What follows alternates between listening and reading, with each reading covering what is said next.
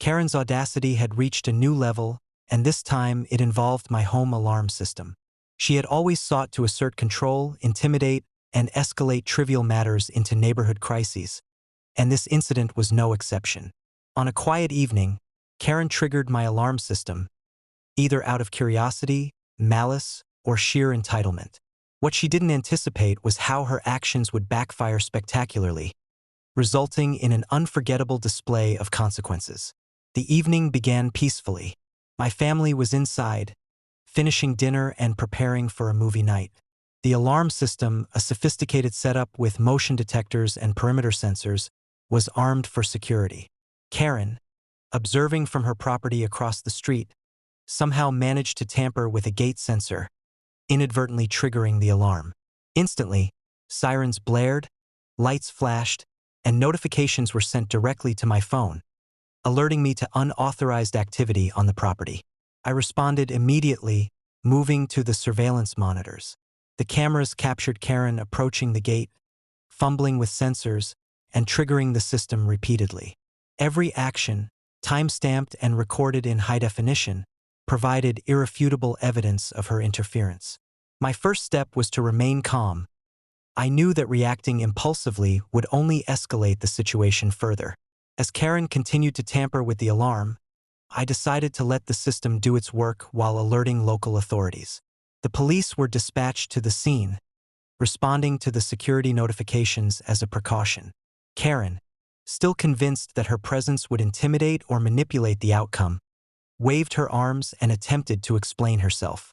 Her narrative, filled with imagined rights and neighborhood authority, fell flat against the combination of video evidence and an active alarm system signaling real-time tampering. When officers arrived, they were immediately presented with the recorded footage. Karen's face, once brimming with confidence, turned to shock and then panic as the reality of her actions became undeniable. The police calmly explained the consequences of tampering with private security systems, emphasizing that such actions could result in fines, criminal charges, and potential civil liability. Karen's attempts to argue, justify, or threaten were dismissed entirely. I also used this incident to implement additional security measures. Motion sensors were recalibrated, access points reinforced, and perimeter alerts connected to a central monitoring system. Any future interference would trigger immediate notifications to both authorities and me, ensuring that Karen could not attempt a repeat stunt without consequences. The spectacle did not go unnoticed by neighbors. Many recorded the dramatic sequence: Karen triggering alarms, police arriving, and the footage exposing her overreach. Videos quickly circulated online, earning captions like "Karen versus Alarm" and "Entitlement triggers sirens." Public reaction ranged from amusement to disbelief, and Karen's credibility suffered yet another dramatic blow. By the end of the incident, the lesson was unmistakable. Interfering with private security, property, or legal boundaries results in immediate, documented consequences. My home remained secure, Karen's actions were fully recorded and legally actionable, and the community had yet another vivid example of entitlement meeting preparation, technology, and authority, and losing spectacularly. As always, Karen's persistence suggested more antics were inevitable.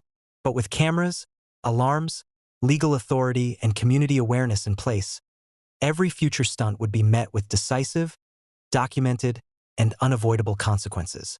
The HOA Karen saga continued to prove that audacity without accountability inevitably ends in public humiliation, legal exposure, and absolute defeat.